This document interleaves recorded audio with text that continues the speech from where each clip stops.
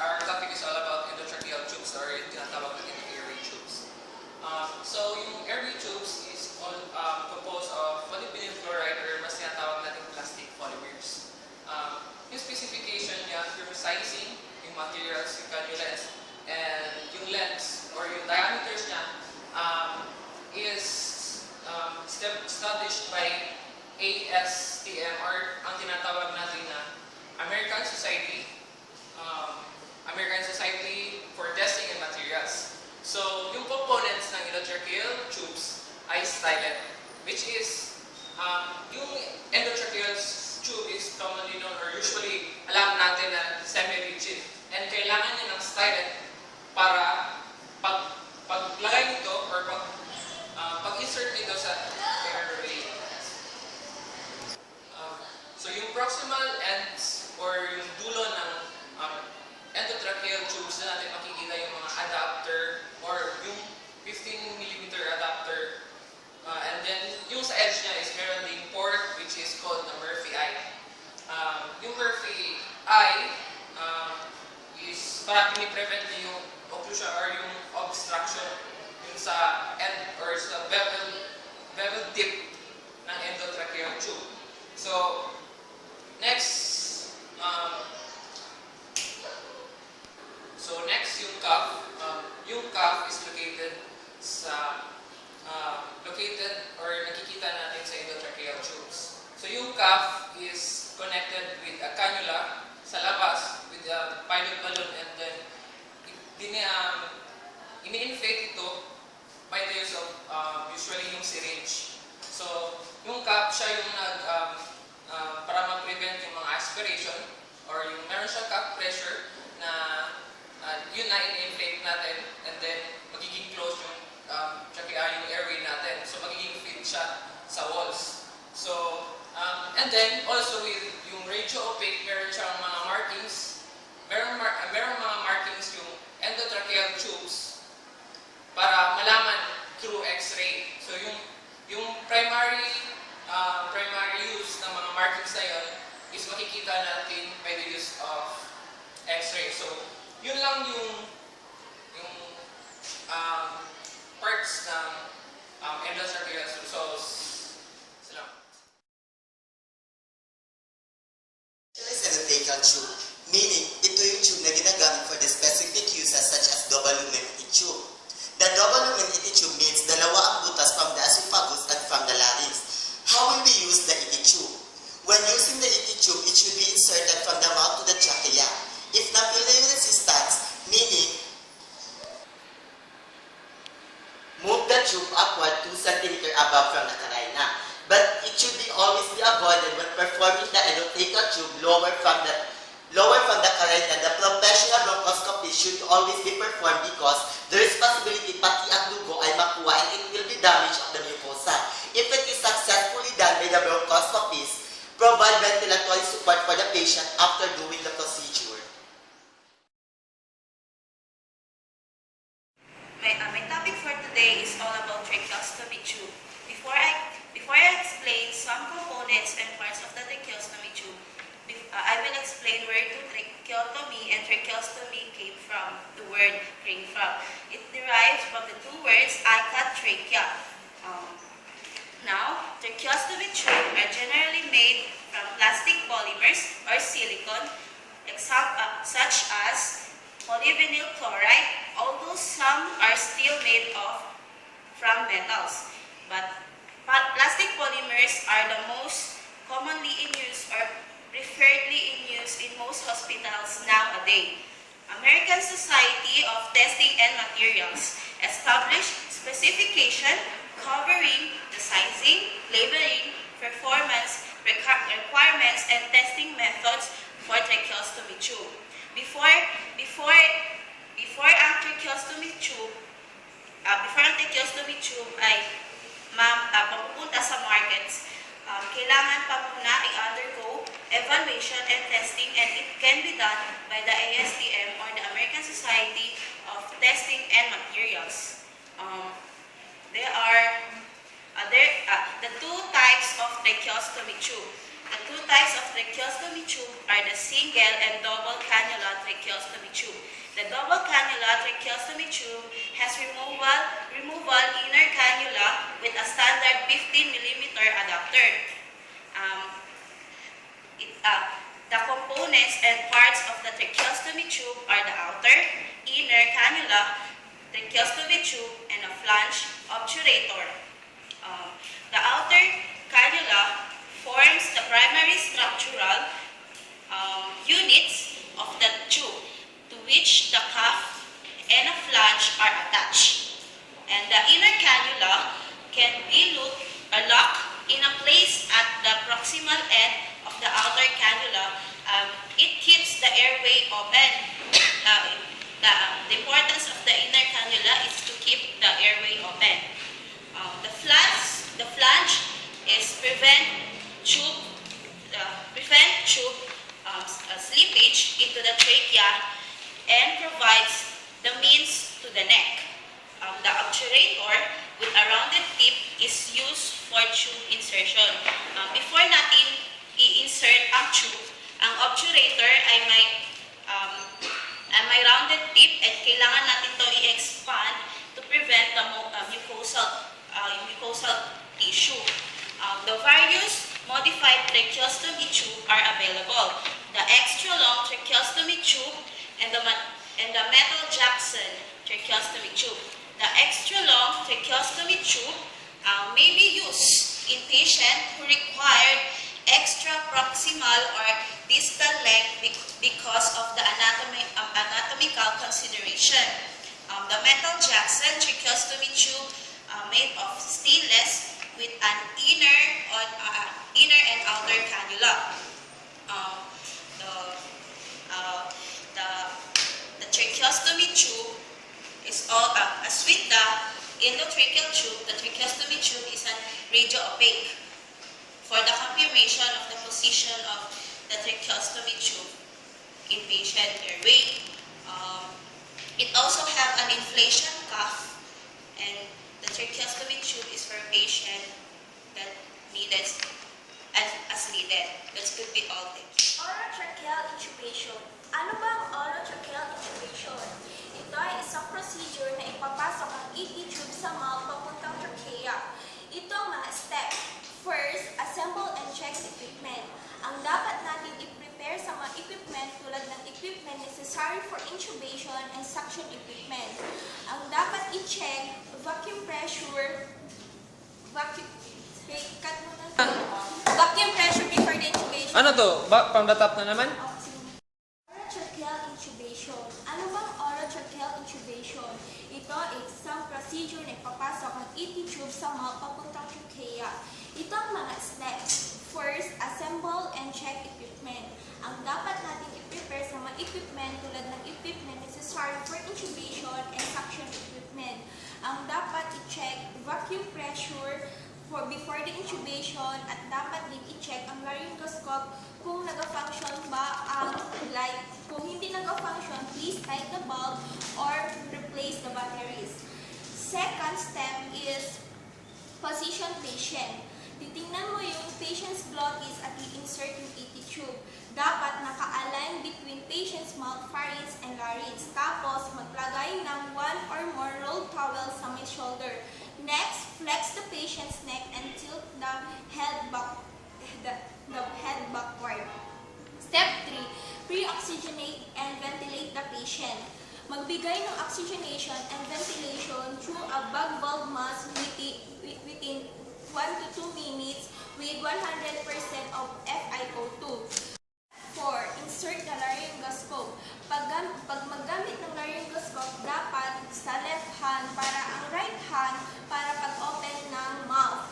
Pag mag-i-insert ng laryngoscope, dapat nasa right side of the mouth, then mag-move sa center para mag-move din yung sa left yung tongue.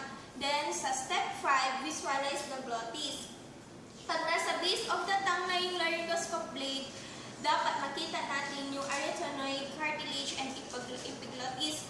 So, kung hindi natin makita yung dalawa na ito, ibig sabihin nasa esophagus. So, therefore, dapat i-withdraw natin agad-agad until makita natin ang larynx.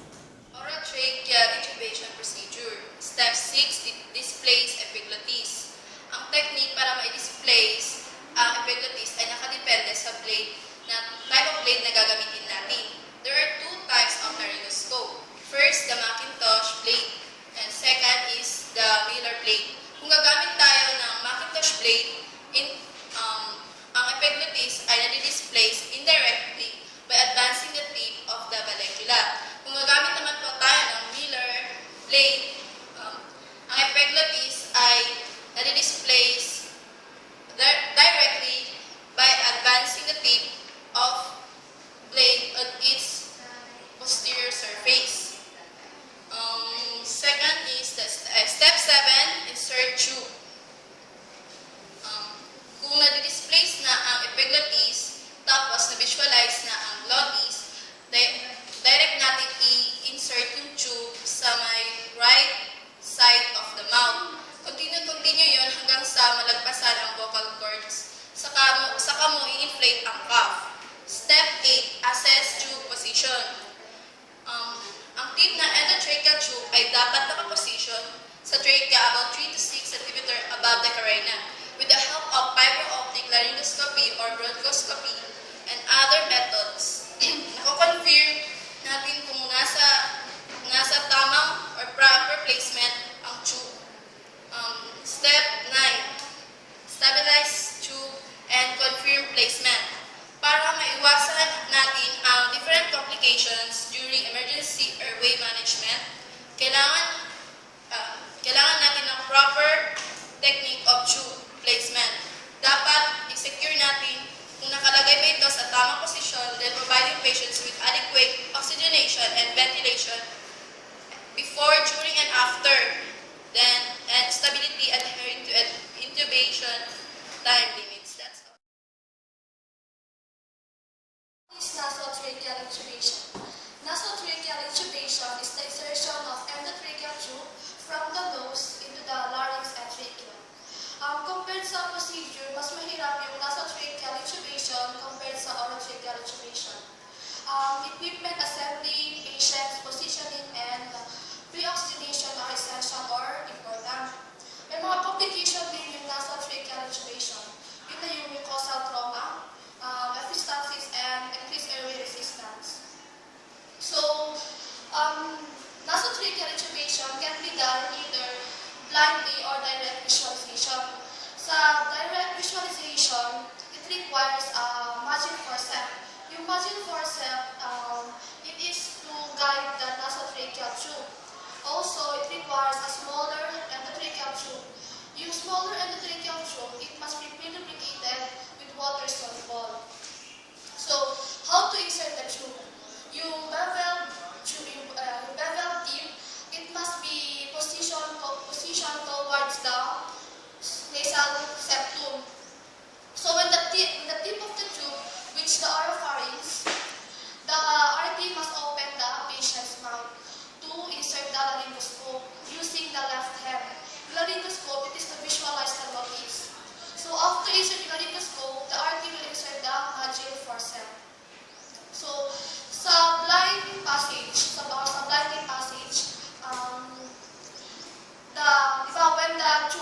when the tube reaches the larynx, the RT will listen to the tube for air movement.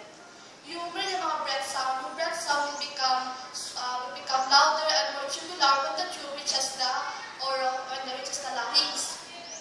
So, parang harsh cough and followed by the vocal silence means it indicates that the tube successfully reaches the larynx. When the tube passes through the esophagus, nag-faint na yung mga breath sound. Kapag naging proper placement of the tube, it can be corrected by manipulating the tube and reposition the patient. Yung fiber optic bronchoscope or laryngoscope, it is used to guide the tube. Yung fiber optic bronchoscope, yung distal end of the tube, distal end of the scope, it is passes through the endotracheal tube directly towards the trachea. So, para ma-ensure na naka-proper position yung tube, the RT must slide the tawag endotracheal tube o fluoroscope for proper positioning. Yung meron din fiber optic laryngoscope. Same lang yung procedure niya with the fiber optic bronchoscope. Pero itong fiber optic laryngoscope, the RT must reposition the patient's head or neck for proper positioning. That's it. Tracheotomy. Tracheotomy is a procedure of establishing access to the trachea via neck incision. In other words, ang tracheotomy ay nangangailangan ng paghiwa sa leeg upang maisagawa ito. At ang tawag naman sa butas nito ay ang tracheostomy. Tracheotomy is indicated for the patient to overcome upper airway obstruction and to those patients who has poor airway protective reflex. Ibig sabihin nito, ang tracheostomy ay indicated sa mga pasyenteng hindi na kayang huminga sa sarili nila or may poor airway protective reflex dahil hindi na nila kayang mag-cough on their own at hindi na nila kayang huminga on their own. And another indication ng tracheostomy naman is to those patients who need the continuing need for artificial airway. Ibig sabihin, yung mga pasyente na nangangailangan pa ng prolonged need of artificial airway. If the patient's still need for artificial airway exceeds 14 days, that means tracheotomy is considered. Kapag ang pasyente ay lumagpas na sa 14 days, yung pangangailangan nila ng artificial airway, that's the time na ang i-recommend na sa kanila ay tracheotomy. At ang advantage naman ng tracheotomy sa oral and nasal intubation is, ang tracheotomy is less yung deep sedation niya at shorter time for weaning, and the patient hospitalized stay will be short. Ibig sabihin, konti na lang yung panahon na ipamamalagi nila sa hospital if naka-tracheotomy sila kasi may stabilize nito yung pasyente.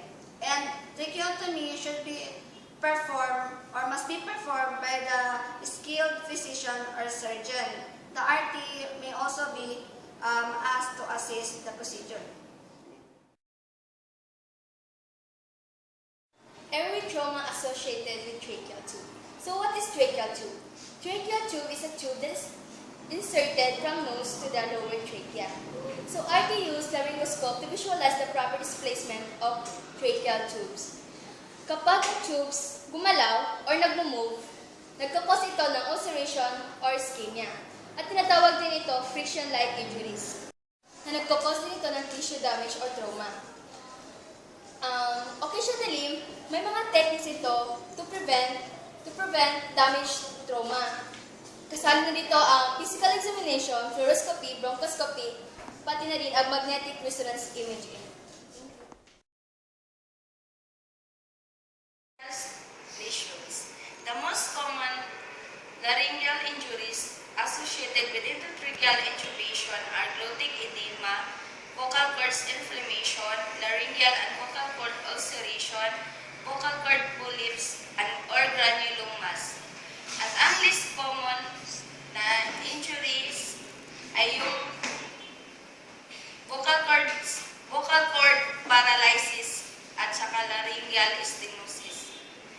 Ang pagpasok ng ET tube sa isang pasyente ay nagkakaroon na ito ng trauma sa tissue.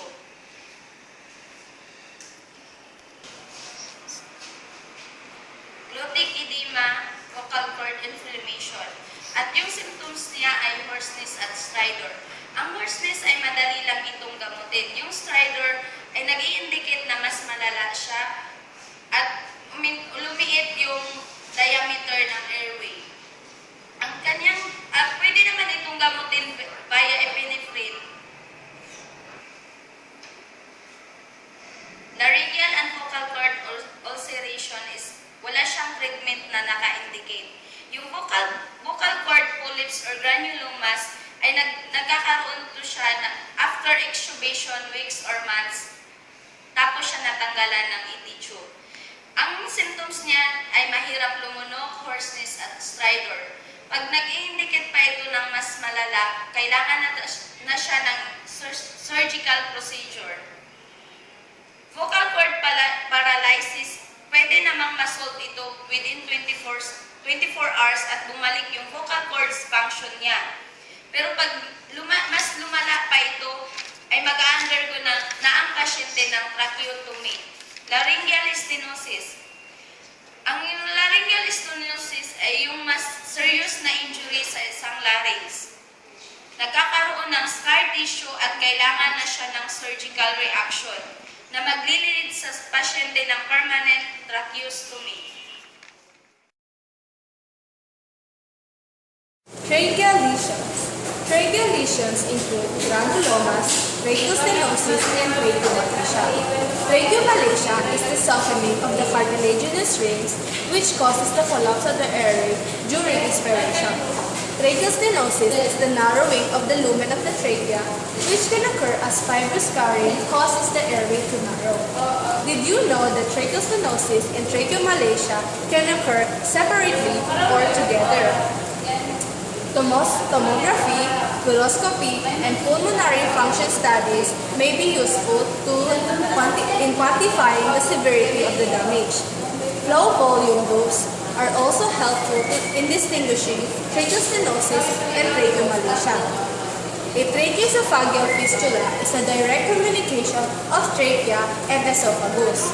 It is a rare complication of endotracheal intubation and tracheotomy. A tracheoinnominate artery fistula can occur when a tracheostomy tube causes a tissue erosion. Prevention. Several actions minimize the trauma caused by tracheal airway. Many studies suggest that movement of tube is the primary cause of injury. Several methods can be used to limit tube movement. Sedation. Sedation can help patients comfortable and decrease likelihood of self-extubation. And selection of the correct airway size is also important. Sterile technique should be used when cleaning or suctioning tracheostomy. Or good tracheostomy care, including a septic technique of the stoma with sterile normal saline or half-strength hydrogen peroxide should be carried out repeatedly. Also, soil tracheostomy dressing should be changed as needed. Providing patient communication. One of the most frustrating aspects of caring for a patient with tracheal tube is his or her inability to talk. Phonation requires movement of the vocal cords, resulting in airflow between them. Ang endotracheal tube ay pinipigilan ang pagdalaw ng vocal cords at ang pagdaloy ng hangin. At ang standard tracheostomy tubes allow vocal cord movement but prevents airflow. So without the ability to speak, the patient cannot easily inform the healthcare provider of changes in symptoms or make basic requests. For conscious patients with long-term tracheostomy who are ventilator dependent, communication can be enhanced with a talking tracheostomy tubes. These special airways provide a separate inlet for compressed gas, which escapes above the tube, allowing phonation. However, there are some problems associated with these tubes. Ang tuloy-tuloy na pagdaloy ng hangin sa tracheostomy tube ay maaaring mag-cause ng air leaks. High flow rates naman ay maaaring mag-cause ng mucosal drying at irritation. Secretions may also occlude the speaking gas outlet. Para maiwasan ang mga ganitong klaseng problema, ay kailangan maglagay ng one-way valve o speaking valve on the external opening of the tracheostomy tube. With this device in place, and the tracheostomy tube cuff deflated, the patient inhales around and through the tube and exhales only around the tube through the larynx. Speech is coordinated with exhalation through the larynx. Speaking valves can be used with spontaneously breathing or ventilator-dependent patients. Kapag ginagamit ang speaking valve, ang cuff sa tube ay kailangang i-deflate para makapasok ang hangin sa tube.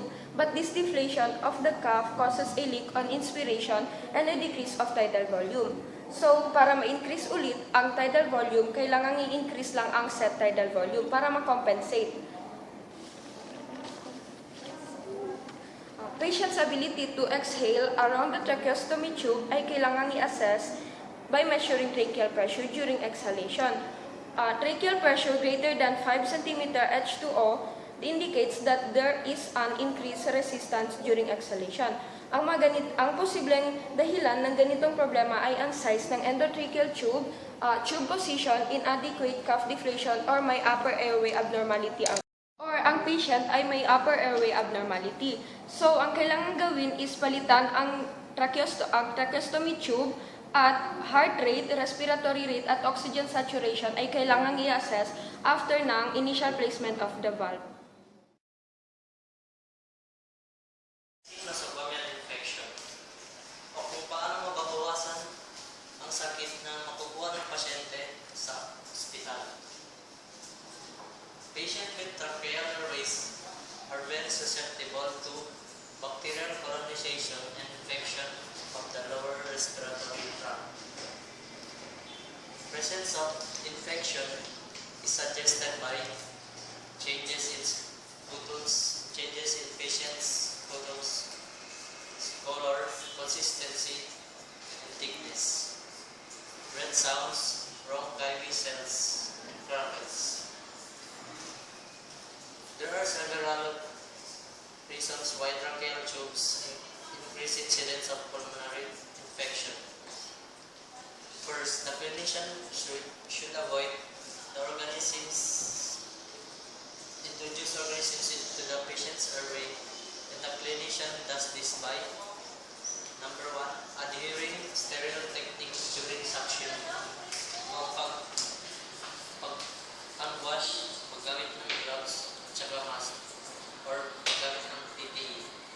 Number 2, i-ensure na malinis yung gagamiting respiratory equipment sa pasyente. Number 3, consistently performing an hygiene between patient. Importance of cuff pressure.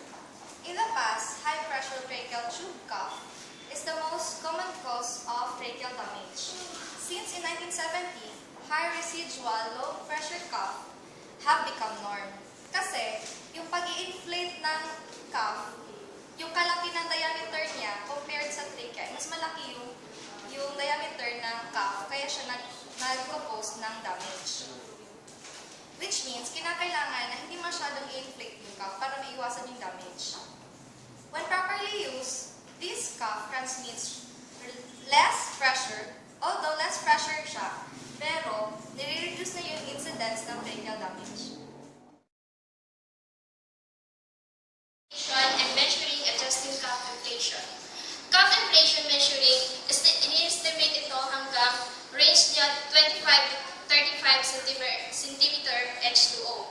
Pag over naman yung or exceed niya or fully inflated cuff pressure, magkakaroon siya ng dahilan yung slow movement sa mucosal blood flow or impending at magkakaroon siya ng dahilan ng tissue damage. Yung cuff inflation niya hanggang 25 to 25 mmHg para maiwasan yung tracheal wall injury at pag masyadong mababa naman yung cuff pressure, ito yung magkakaroon siya ng silent aspiration and pharyngeal secretion. Pag masyado namang mataas yung high cuff pressure, ito yung dahilan ng overinflated cuff at magkakaroon siya rin ng high airway pressure generated by mechanical ventilation associated with tracheomalacia. Yung tracheomalacia yung bagsoft ng tracheal tissue. To maintain the intra-cuff pressure measurement, dapat i-maintain yung cuff pressure para ma-minimize yung magkakaroon ng tracheal wall injury at mag-minimize yung peligro ng magkakaroon ng aspiration of oral secretion. Ang cuff tracheostomy tube ay mayroong donut-shaped balloon na nakapalibot sa lower end ng tube na kapag in-inflate ito, it will create a seal between the tube and the trachea para maprotektahan ito ang lungs from the exposure of solid and liquid. Meron itong different types of cuff. Una nito ay ang high volume, low pressure. Isa itong cylindrical shape na ginagamit for a continuous seal between the trachea and the tube to prevent the aspiration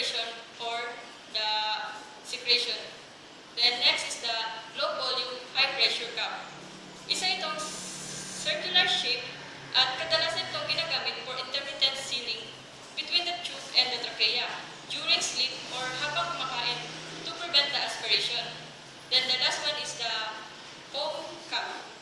Isa itong uri ng high volume, low pressure. Hindi ito kadalasan ginagamit pero except for the patient who develop thoracic injury. That's it.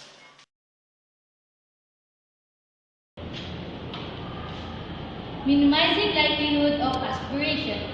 Keeping the cup pressure between 25 to 35 centimeter water helps minimize aspiration. When we say aspiration, it's reported to be more common in spontaneously breathing pattern than in patient receiving positive pressure ventilation. This may be due to the movement of pharyngeal secretion around the cup during negative pressure phase of spontaneous inspiration. Simple swallowing tests can help determine whether aspiration is occurring. To perform this test, blue food coloring is added to the patient's feeding or the patient swallows a small amount of blue food coloring in water. If there is a presence of blue coloring when suctioning, the patient is able to aspirate it. For this reason, a modified barium swallow test may be needed. If aspiration is confirmed, ideally, the patient should switch to be a tube that continually aspirates subglottic secretion. If it is impossible to make this switch, suctioning should be performed. To decrease the possibility of aspiration with feeding, the head of the bed should be elevated 30 degrees or more when possible. There are 8 procedures in tracheostomy care. First, assemble and check the equipments. In this procedure, we need to prepare all the equipments that is being used to clean the tracheostomy tube, such as tracheostomy kit, which is consistent of basin and brush used to clean the outer cannula. Second, explain the procedure to the patient. We need to explain any procedure that we are going to do to the patient so that the patient would be aware of it. Third, suction the patient. We need to suction the patient in order to remove any retained secretions. Fourth, clean the inner cannula if present or non-disposable. If the patient has inner cannula, then remove it and clean it by soaking it into water saline and hydrogen peroxide used to remove any dried secretions from the lumen or outer cannula. Fifth, examine and check stoma site. If dressing is present, then remove it and discard to the biohazard container. Applicator, which is dipped into the hydrogen peroxide used to clean around the stoma site. 6. Check and 6. Change tie or halter. The old tie must be changed. There are 8 procedures in tracheostomy care. First, assemble and check the equipments. In this procedure, we need to prepare all the equipments that is being used to clean the tracheostomy tube, such as tracheostomy kit, which is consistent of basin and brush used to clean the outer cannula. Second, explain the procedure to the patient. We need to explain any procedure that we are going to do to the patient so that the patient would be aware of it. Third, suction the patient. We need to suction the patient in order to remove any retained secretions. Fourth, clean the inner cannula if present or non-disposable. If the patient has inner cannula, then remove it and clean it by soaking it into water saline and hydrogen peroxide used to remove any dried secretions from the lumen or outer cannula. Fifth, examine and check stoma site. If dressing is present, then remove it and discard to the biohazard container. Applicator, which is dipped into the hydrogen peroxide used to clean around the stoma site. 6. Check and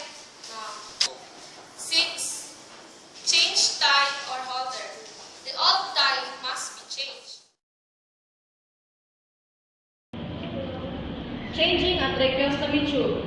A tracheostomy tube may need to be replaced according to schedule in the case of long-term mechanical ventilation.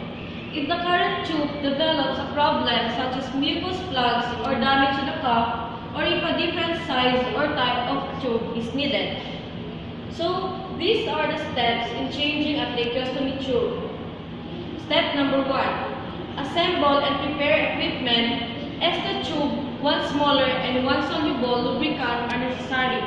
Step 2. Explain procedure to patient in order for them to know or to be aware about the procedure is. Step 3. Explain procedure. Sterile technique must be maintained for the distal portion of the cannula which goes into the trachea. The inner cannula is removed, then the obturator is inserted, and then clinicians inflates the cuff, check for leaks and deflates again the cuff, and lubricant is applied. Step 4. Prepare patient. The patient should be placed with the neck extended. Step number 5. Remove all tube. The tie is cut or the velcro tracheostomy tube holder is open, the cuff is deflated.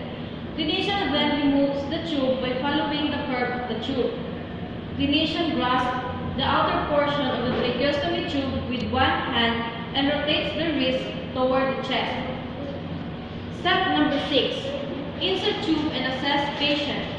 The tip of obturator is inserted into the stomach and tube is advanced following the curve of the tube while holding the plate of the tube against the neck. The clinician immediately removes the obturator. The physician assesses for airflow through the tube. The patient is assessed for proper tube placement and tolerance of the procedure. So if there is any difficulty, insertion of the standby tube, which one is size smaller is a step. Step number 7. Secure tube in this procedure. The clinician secures the tracheostomy tube tight, but when holding it, do not over-tight. The clinician reassesses for airflow and reapplies the oxygen therapy device or ventilator. And lastly, step number 8. Reassess patient. This procedure requires suctioning. Again, clinicians checks vital signs and oxygen saturation and assess the patient's overall tolerance of the procedure. Shooting airway emergencies. Ang trauma, shooting airway emergencies ay nangyayari dahil sa tatlong klaseng sitwasyon. Ang una ay ang tube obstruction, ang pangalawa ay ang cuff leaks, at ang pangatlo ay ang accidental extubation. Ang tube obstruction ay dahil sa tinatawag nating biting of the ETT or yung pagkagat ng pasyente doon, kaya kailangan natin ng pipe duct or yung oropharyngeal airway. At dahil din mismo ito dahil sa blockage of the circuit or yung maraming tubings sa tubing or hindi siya nakakonect ng maayos. Pwede rin dahil sa mucus plug na nandun sa tube. Ang pangalawa ay ang cuff leaks. So ang cuff leaks ay dahil sa deflated na cuff kaya nagkakaroon ng leakage. Ang pangatlo ay ang accidental extubation. So may mga clinical signs tayo. Ang una ay respiratory distress na karaniwan naman talaga nag-occur. Ang changes in breath sounds, ang air movement of the mouth, at pag naka-mechanical ventilator ang pasyente, nag-change in pressure. So, sa decrease in breath sounds, dahil din ito sa obstruction or yung occluded na tube. At ang pangalawa ay dahil sa leak or airflow around the tube. Tube obstruction. I will tackle about the tube obstruction, kung saan ito ay ang pagbabara sa loob ng tube o daluyan ng hangin with the use of neck vent. One of the common cause of airway obstruction is obstruction of the tube. So, there are four reasons why the tube is obstructed. 1. Kicking of the tube or the patient biting on the tube. It means nababara ang tube kapag nagkakaroon ng pagkakabaluktot o nakakagat ng patient ang tube. 2. Herniation of the cuff over the tube peak. It is the removing of the cuff sa loob ng tube. 3. Obstruction of the tube orifice against the tracheal wall. Ang pagbabara ng tube o pagkakabutas against the tracheal wall. So 4. Mucus plug. Phlegm na naiwan sa loob ng tube. There are different clinical signs partial or complete. So one of these is the patient spontaneously breathing with partial airway obstruction, exhibit decreased breath sound, and decreased airflow through the tube. And in the complete tube obstructions, the patient exhibits severe distress, no breath sound are heard, and there is no gas flow through the tube.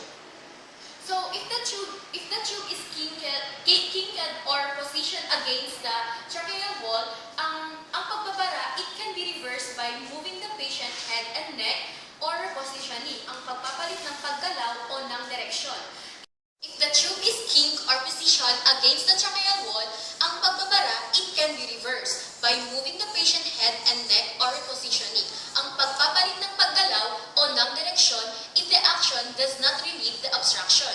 A herniated cuff may be blocking the airway. So, ang pag-deflate ng cuff ay nagpapagaan ng pagbabara sa mga ganitong pangyayari. So, when the patient has tracheostomy tube with an inner cannula, kailangan i-alis at i-check para makita if the plug ay mayroon pa, or the inner cannula should be replaced with a spare one to facilitate manual ventilation. After the obstructed airway is removed, the clinician should immediately try to restore adequate ventilation and oxygenation. Para yan sa mga pasyente na with tracheotomy stomach. Ibig sabihin ng tracheotomy stomach, ito ang butas sa leeg para doon ilagay ang tube o tubo papunta sa daluyan ng hangin ng tao. Pero kailangan din ito na takpan gamit ang gauze pad at ang pasyente may need to be manually ventilated with a mask. Calf leaks, a leak in the calf pilot tube or one-way valve is a problem mostly for patients receiving mechanical ventilation. Ito ay dahilan ng pagbaba ng inspiratory pressure. Ang maliit na calf ay leak maaaring makikita sa pagbaba ng calf pressures. The breath sounds are decreased but a spontaneous leak with positive breathing patient has air movement through the tube with positive pressure breaths. Airflow often is felt at the mouth. Ang mga respiratory therapies ay dapat nilang i-reflate ang cuff habang tumitignan ang pilot tube at ang valve kung may leaks ito.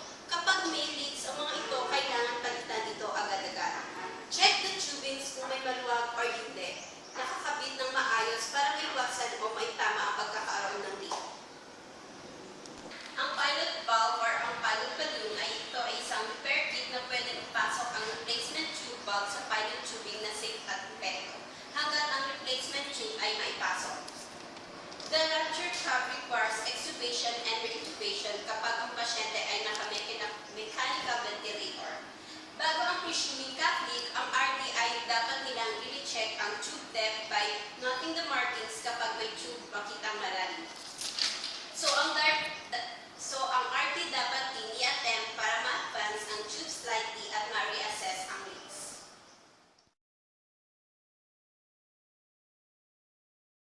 Hi, good morning. My topic is about the accidental extubation. So, partially displacement or temporary na pagtanggal ng airway sa trachea can be detected if may decrease sa breath sounds, decrease sa airflow through the tube, and the ability of the catheter to pass on its full length na walang namimit na obstruction or cough. So, with positive pressure ventilation, the airflow sa mouth and stomach can be heard and the decrease in the liver volume and pressure occurs. So in this case, dapat ang tube must be completely removed or dapat talaga siya alisin and dapat mag-provide ng continuous ventilatory support by the use of manual resuscitator or valve mask hanggang yung patient is ready for intubation or tracheostomy tube inserted. So ang hospital nagre-require sila na dapat i-record ang mga ganitong incidents to monitor trends and optimize quality outcomes associated with this unplanned extubation or accidental extubation. Thank you. Extubation and recannulation. Extubation, it is a process by which artificial airway is being removed, while the decannulation, it is a process by which tracheostomy tube is removed once the patient no longer need it. So, although karamihan sa mga patient ay nag-undergo sa extubation, may mga iilang pasyente din na kailangan i-maintain ang permanent artificial root, usually by tracheostomy. Permanent tracheostomies are common sa mga pasyente na may surgically treated throat, laryngeal cancer, and patients requiring long-term positive pressure ventilation.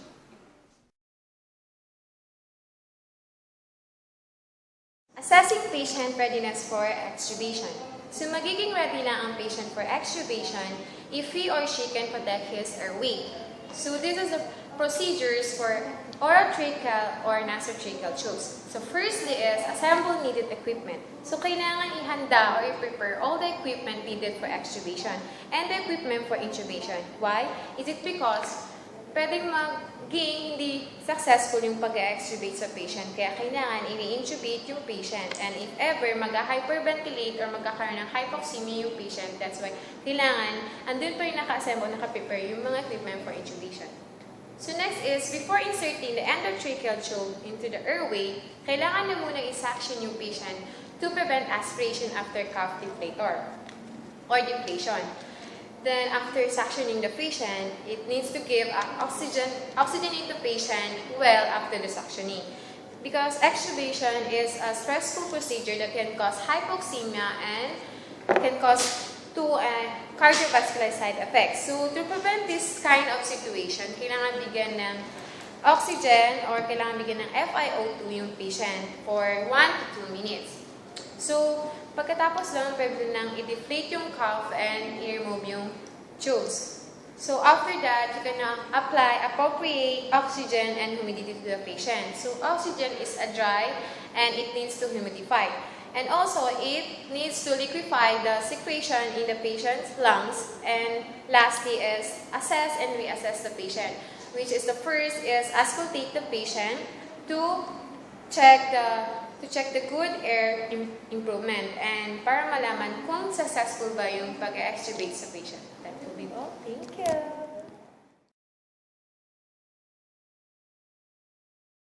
Decannulation. Decannulation refers to removal of the tracheostomy tubes patients who receive a tracheostomy as a result of upper airway obstruction. So, patients na naka-MedBed for an extended time ay maaaring may problema sa muscle weakness at upper airway obstruction with secretions and glottic closure. So, weaning process is used for removal of the tube.